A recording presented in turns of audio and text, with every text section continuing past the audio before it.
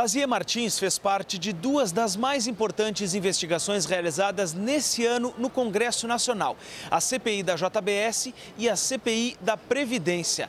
Nessa conversa com a reportagem da Ubra TV, ele comenta sobre os resultados dessas investigações e também sobre a situação do Rio Grande do Sul e do Brasil.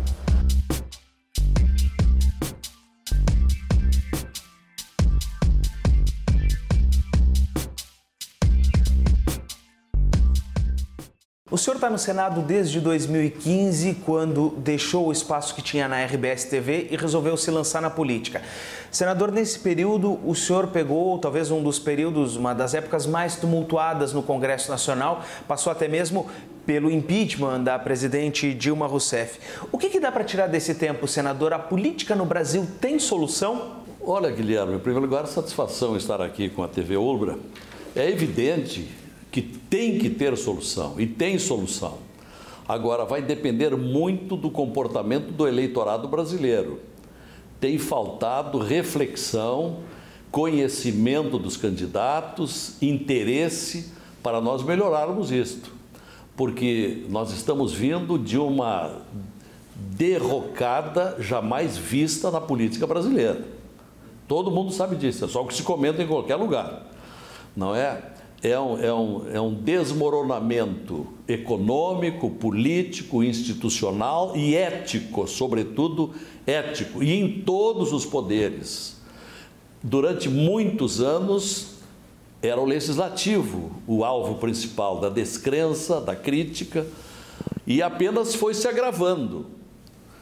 E hoje nós temos, só no Senado, 28 senadores implicados na Lava Jato. Na Câmara dos Deputados, em torno de 150, não é? Só que, por terem o famigerado, o excrescente foro privilegiado, ninguém é punido até agora no Supremo Tribunal Federal, que tem se omitido, tem silenciado, tem protelado e tem se dividido internamente.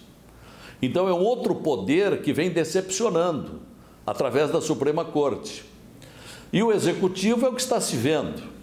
Se teve o impeachment de uma presidente, de uma governanta fraca da República, mas que acabou se vendo que o sucessor era crivado de culpas também e cercado de ministros que foram perdendo a credibilidade também por envolvimentos espúrios. Então, e mais o Ministério Público, onde o Procurador-Geral da República, que fazia um bom trabalho, de repente, por uma ambição pessoal de querer continuar como Procurador-Geral, abriu uma campanha pessoal de destruição do Presidente da República, que foi flagrado na famosa gravação do Joesley, mas aí também atacou o Ministério Público. E agora na CPI mista, onde eu sou membro integrante lá, está se vendo que há um intuito de alguns programados para isso, no sentido de mudar o rumo da CPI especial sobre a JBS. Em vez de investigar as relações promíscuas entre a JBS e alguns políticos, está se transformando numa investigação do Procurador da República que terminou, o Janot, e num combate implacável à lei da delação premiada. Sim. Se tornou o alvo principal de alguns agora. Bom, então, Guilherme, arrematando e perdoando pela extensão da pergunta, não está se salvando ninguém. O senhor é membro titular da CPI da JBS. A comissão ela tem até o dia 22 de dezembro para investigar as irregularidades nas contratações da empresa com o BNDES. Até agora, o que essa CPI já investigou? Pouca coisa, por uma série de motivos. Já na primeira sessão, 2 senadores renunciaram e em altos brados. O Otto Alencar, senador da Bahia, e o Ricardo Ferraz, senador do Espírito Santo. O Otto Alencar saiu da reunião, que estava repleta, naquele dia da instalação, todos os integrantes, e mais os assessores de senadores, e mais um grande contingente de repórteres da imprensa. Saiu aos brados, dizendo, eu estou saindo porque com essa escolha que fizeram aqui do relator, isto é chapa branca, isso não vai dar em nada, não é? Deveriam nem dar início, desses termos, o Otto Alencar, que é do meu partido, saiu falando. E o Ferraço me procurou também, disse, olha, eu vou sair também. E aí me convidaram para sair, eu disse, não, eu vou ficar até o fim para protestar, para contestar e para ver do que vai dar. E disse isso na semana passada, naquela sessão que houve, onde convocaram 4 professores, eminentes professores de processo penal e de penal, que foram lá dar uma aula de processo e de penal, mas sempre com o único direcionamento, desmoralizar a lei da delação premiada. Quer dizer, uma sessão totalmente tendenciosa. E agora, nesta semana, tem a ouvida do Wesley, porque o Wesley, irmão dele, foi lá e não disse nada. Se eu vou silenciar, e passou o tempo dizendo, por orientação do meu advogado, não direi nada. Agora vai o Wesley, que também não vai dizer nada.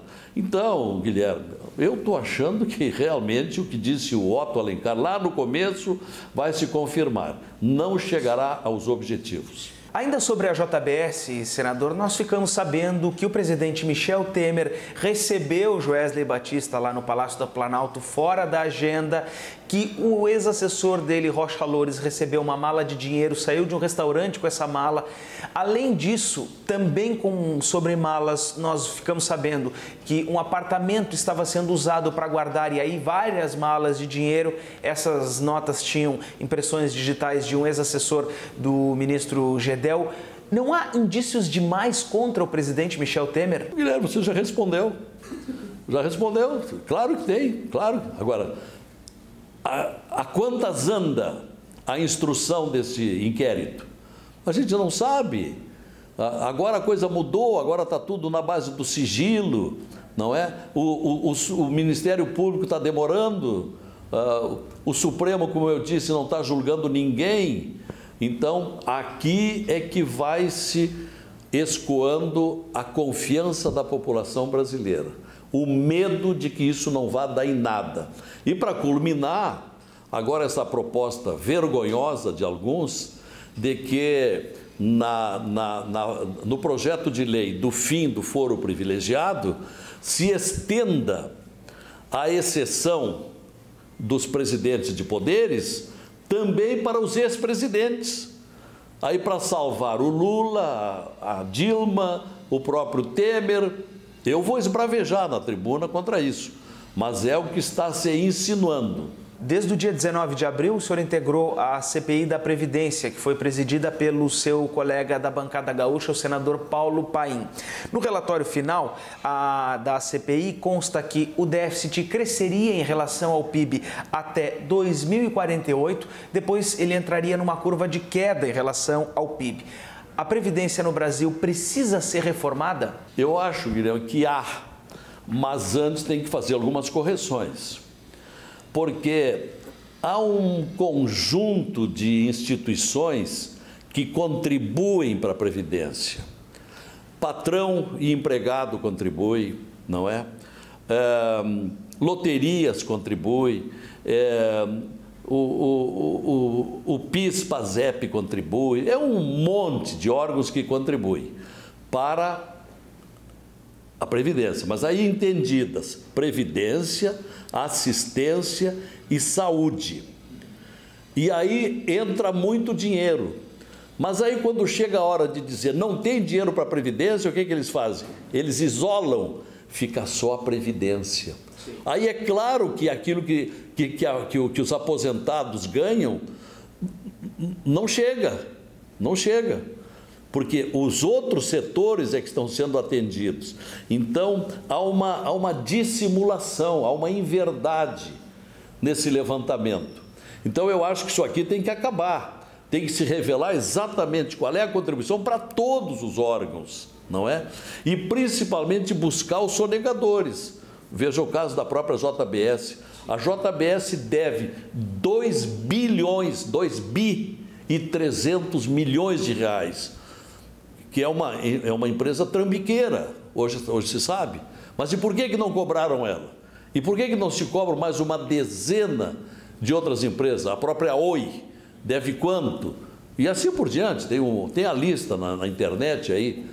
E então não é cobrado.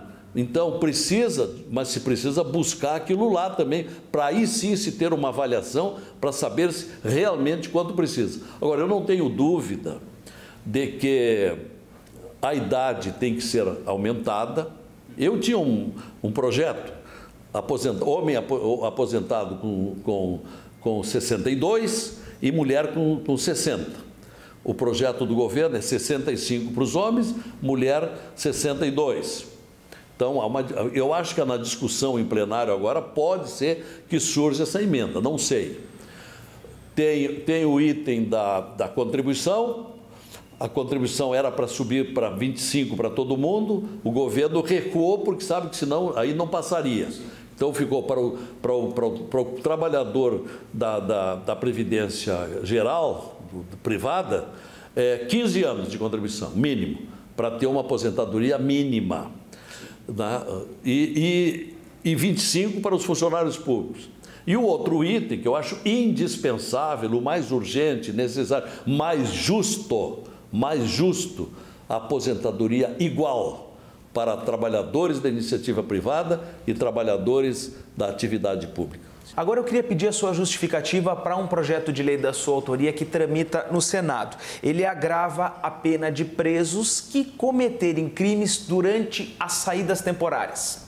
Você tem um delinquente aí, de um grau médio, vamos dizer. O sujeito recebe uma licença para saída, para visitar o familiar ou para fazer um trabalho e tal, e aí ele aproveita a saída e comete outro crime. Então eu agravo a pena deste crime que ele cometeu lá fora. Porque é um abuso, é um deboche e é ofender a confiança que ele recebeu. Então tem esse sentido, agrava a pena e não deixa sair mais, né? Porque ele abusou da confiança que teve para ter uma saída, a saída do Natal, por exemplo, a saída do Dia das Mães, etc. Ele aproveita a saída para cometer outro crime. Então, por esse crime, além de receber a pena que seria aplicada ao infrator comum, ele tem um agravamento. Agora o tema que mais afeta o Rio Grande do Sul, que é hoje a situação das finanças do Estado. O governo de José Ivo Sartori diz que a única alternativa é aderir ao programa de refinanciamento, ao programa de refinanciamento da dívida do governo federal, mas que agora enfrenta esse impasse com o Tesouro Nacional. O que a bancada gaúcha no Senado pode fazer pelo Rio Grande do Sul? Olha, nós estamos nos unindo. Nós, eu digo, a maioria. Tem alguns que não estão se unindo. A oposição ao Sartori não está se unindo. Ao menos nem todos. Mas, na verdade, é a solução menos ruim. Que solução boa para o governo gaúcho atualmente não tem nenhuma. Não tem mais capacidade de endividamento, não pode tomar empréstimo com ninguém, porque ultrapassou todos os limites. Não tem mais depósito judicial para buscar, não é? Está numa grande queda de arrecadação. Agora melhorou um pouquinho porque é fim de ano. E uma dívida quilométrica, porque se somarmos tudo que deve o governo, ele chega perto dos 100 bilhões de reais. É verdade que aí no meio está a tão complicada e discutida lei com a União, a dívida com a União, em torno de 50 bilhões, enquanto que ele teria um direito, um crédito da Lei Candir, que não foi cumprida. E que acho que jamais será cumprido. Até escrevi um artigo no jornal de Porto Alegre há poucos dias, dizendo que não tem saída, tem que acabar com a Lei Candir. Ela não serve mais, ela já cumpriu o seu papel. Que se devolva aos governos estaduais o direito de cobrar uma taxa pelas exportações de produtos semi-elaborados e produtos primários, porque atualmente só tem prejuízo. Bom, então essa negociação com o governo federal, que agora foi interrompida para surpresa geral, por uma questão uma questão burocrática e financeira quanto ao critério da folha de pagamento que é divulgada pelo governo e que não combina com a exigência do Tesouro Nacional, trouxe um risco muito grande de não acontecer o acordo. Ora, não acontecendo o acordo, isso é desastroso, que o Rio Grande do Sul fica definitivamente de mãos amarradas. Ele precisa desse acordo, que é uma maneira de passar 3 anos sem precisar pagar a prestação mensal de em torno de 300 milhões. Mas joga para frente. Claro, lá adiante tem que... Agora, a esperança é que durante esses 3 anos o Estado comece a se recuperar. Tem que melhorar a arrecadação, não é? Eu tenho uma tese. Nós temos que explorar melhor os nossos minérios. Eu fui o presidente agora da comissão que criou a Agência Nacional de Mineração, não é? E era uma matéria que eu entendia muito pouco, e aprofundei os meus estudos e cheguei a uma conclusão. Parte do futuro do Brasil está no subsolo. Nós temos 88 minérios no Brasil e não é explorada a metade, inclusive aqui no Rio Grande do Sul. E se nós pudermos explorar isto, nós temos uma arrecadação que será muito superior à nossa arrecadação com a agricultura, não é? Tem se dito muito que o Brasil é uma sociedade agrícola, aí é que ela ganha o dinheiro.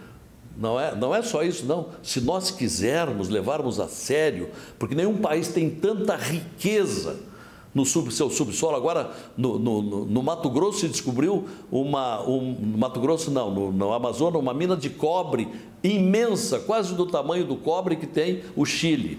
Nós temos no Mato Grosso, nós temos diamantes, temos ouro, temos uma série de outros minérios que são pouco explorados. Essas riquezas todas, se forem levadas a sério, ajuda a salvar o país. Então, a chamada sociedade minerária, como se diz, é uma solução para o Brasil. Se o Rio Grande do Sul encontrar alguma coisa, que nós aqui estamos meio pobres, aqui a nossa principal produção é o carvão. Sim. Agora, temos os chineses aí que estão muito interessados. Eu fiz uma aproximação entre o embaixador da China, que eu combinei a vinda dele, primeiro de oferecer um jantar em Brasília, depois eu trouxe ele aqui. Os chineses foram a Candiota ver o carvão, estão interessados em construir e comprar uma grande mina para a produção de termoelétrica e para a exportação de carvão. Nós temos areia para construção, temos que achar um acordo aqui para o Guaíba, mas é um problema difícil, porque a areia que está no fundo do rio Guaíba é uma areia que tem muito minério também e ela não é boa para a construção. E nós temos as pedras ornamentais em grande quantidade, né? Principalmente a ametista, que são exportadas em estado bruto, principalmente para o Japão e para a China, enfim. A alternativa nós temos, mas eu fiz uma digressão muito grande. Para concluir, nós precisamos deste acordo, da renegociação, porque é a única maneira de conseguir algum dinheiro para investimento. Porque se não tiver dinheiro para investimento, o Rio Grande do Sul fica parado, estagnado. Vamos projetar 2018, senador.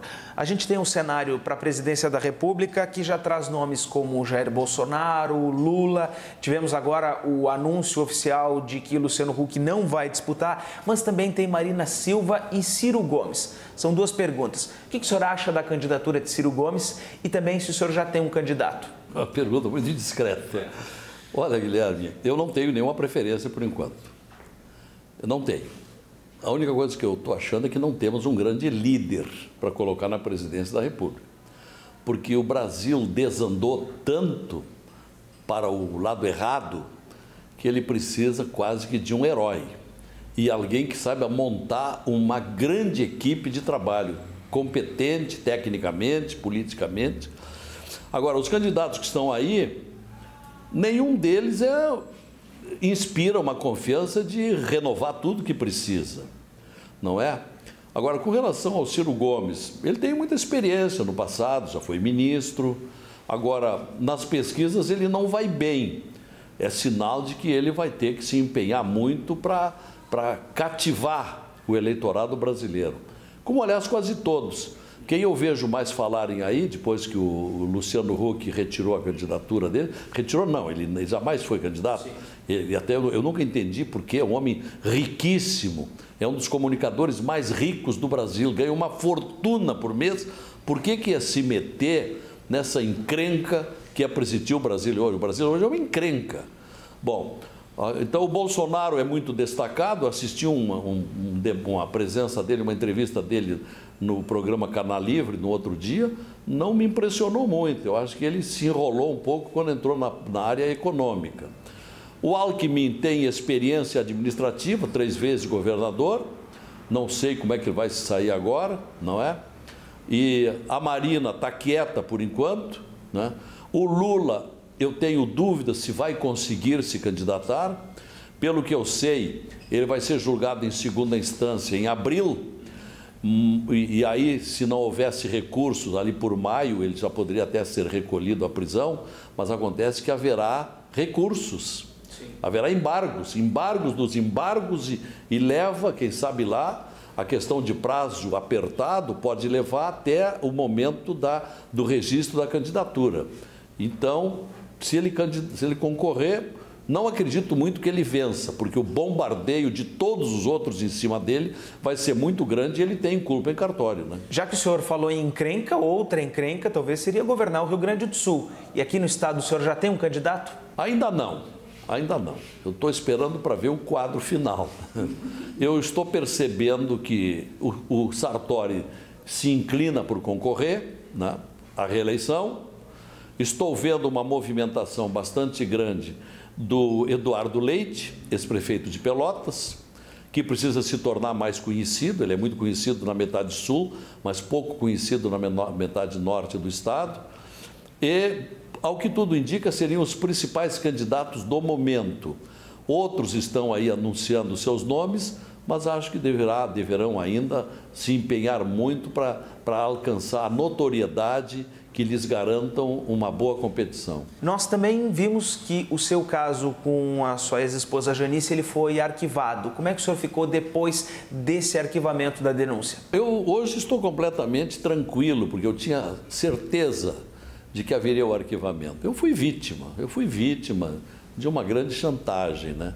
Mas eu não vou querer esclarecer detalhes, porque a coisa foi muito particular, me fez sofrer muito. Eu tenho uma vida limpa, de mais 53 anos na comunicação, nunca tive nenhum impasse, nenhum processo de qualquer ordem, não é? Nunca tive rabo, como se costuma dizer. E quando eu vou para a política, surge um problema desse, que um infeliz de um repórter do Correio Brasiliense, em combinação com a advogada dela, tramaram aquilo tudo, e depois esse repórter foi demitido. 15 ou 20 dias depois, foi demitido do Correio Brasiliense. E o Correio Brasiliense deu um enorme destaque de meia página quando houve o arquivamento. E os outros jornais gaúchos foram atrás do que o Correio Brasiliense disse. Inclusive, aqui no Rio Grande do Sul, a Zero Hora, que deu um destaque que até hoje eu não entendia, que troco, afinal eu trabalhei pela empresa há tantos anos, e a própria Rádio Gaúcha, 2 apresentadoras, fizeram um verdadeiro massacre. Isso é que me causou uma tristeza muito grande. Mas aí houve a investigação da Polícia Federal, uma investigação muito meticulosa, não é? E houve a juntada das provas, o meu advogado, o doutor Fernando Malheiros, um brilhante advogado, juntou provas de que ela, no casamento anterior, fez rigorosamente com o anterior marido dela a mesma coisa que fez comigo, né? Forjou uma agressão e, inclusive, com ele foi pior, ela levou o ex-marido para a cadeia, né? Mas hoje em dia está resolvido, está arquivado, foi um episódio muito triste, foi um acontecimento... Foi o pior acontecimento da minha vida, né? Mas hoje eu olho de frente para todas as pessoas. Para mim foi uma reabilitação, o despacho do ministro Fachin, o Ministério Público fez uma boa análise da prova, não é? E, sobretudo, o inquérito policial. O inquérito policial foi muito bem feito. Para fechar, senador, o senhor foi premiado por uma organização apartidária que faz o ranking dos políticos. O senhor ficou em terceiro lugar e essa organização ela leva em conta quesitos como assiduidade, austeridade nos gastos e também a ficha limpa. Como é que o senhor recebeu esse reconhecimento? Foi uma agradável surpresa.